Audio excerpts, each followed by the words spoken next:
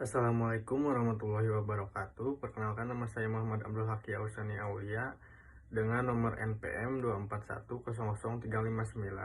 Assalamualaikum warahmatullahi wabarakatuh. Perkenalkan, nama saya Rahayu Nur Haryanti, NPM 351.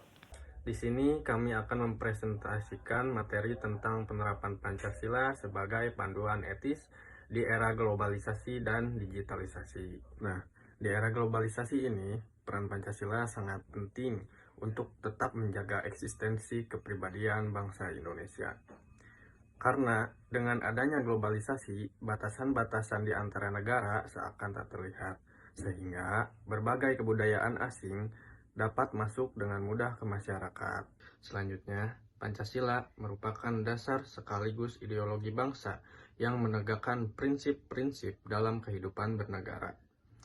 Dalam era digital, bangsa Indonesia harus mulai melakukan berbagai terobosan baru di dalam segala bidang. Pancasila merupakan sebuah pandangan hidup yang sudah seharusnya berlaku dan diamalkan dalam kehidupan berbangsa dan bernegara masyarakat Indonesia. Suatu kegiatan merealisasikan akan nilai ataupun norma dengan tindakan dan perbuatan yang dilakukan dalam kehidupan sehari-hari. Yang pertama akan saya bahas yaitu adalah tantangan Pancasila sebagai ideologi negara di era globalisasi. Pancasila sebagai ideologi negara bangsa Indonesia seharusnya dijadikan pandangan hidup dan pedoman dalam melaksanakan kehidupan berbangsa dan bernegara. Nah, tapi pada kenyataannya di era globalisasi ini, nilai-nilai Pancasila seperti nasionalisme, cinta tanah air, bela negara itu mulai memudar karena adanya globalisasi ini, dan sudah seharusnya kita sebagai bangsa Indonesia mulai menjadikan Pancasila sebagai filter dan pedoman yang lebih kuat, dan kita juga harus memahami Pancasila sebagai ideologi bangsa supaya kita bisa berkehidupan sesuai jiwa dan kepribadian bangsa. Yang kedua yang akan saya bahas yaitu dampak tidak adanya penerapan nilai Pancasila di era globalisasi. Nah, dampak-dampak yang akan ditimbulkan dari tidak adanya penerapan Pancasila di era globalisasi itu seperti yang sudah saya sebutkan di poin pertama, yaitu salah satunya menghilangkan jiwa nasionalisme pada bangsa, terutama pada generasi-generasi muda.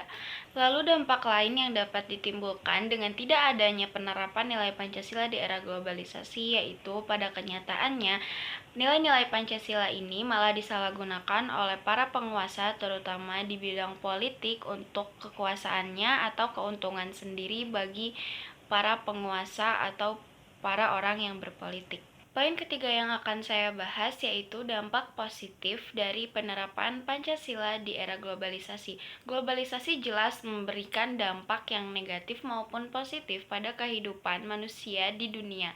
Namun, dalam kehidupan di era globalisasi ini, apa saja sih dampak positif yang dapat kita lihat? Sesuai nilai-nilai Pancasila yang kita ketahui, dampak positif yang dapat kita lihat yang pertama adalah semangat kompetitif. Dalam arus globalisasi ini, manusia-manusia menjadi memiliki sifat kompetitif dalam kehidupan yang positif untuk berkompetisi atau bersaing dengan manusia lainnya dalam konteks yang positif. Lalu yang kedua yaitu kemudahan dan kenyamanan hidup.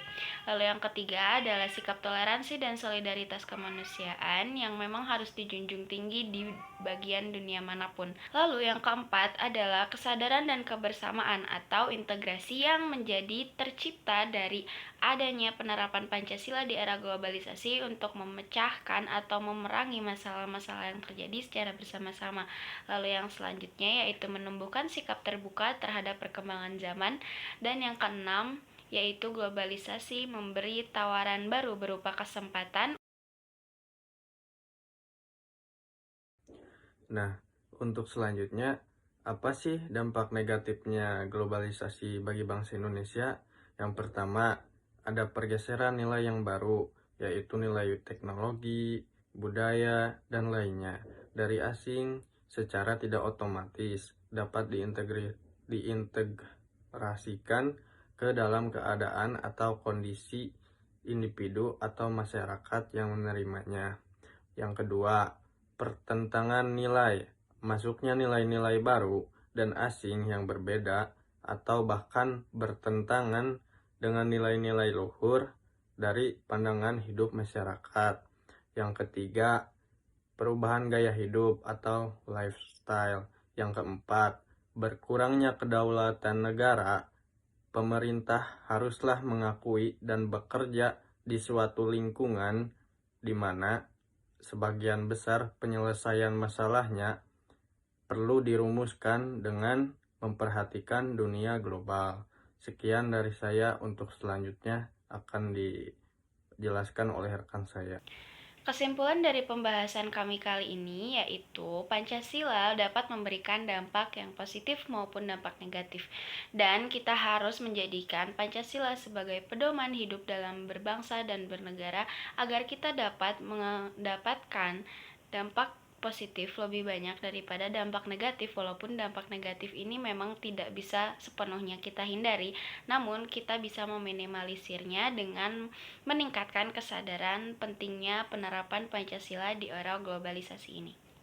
Sekian yang dapat kami sampaikan. Wassalamualaikum warahmatullahi wabarakatuh.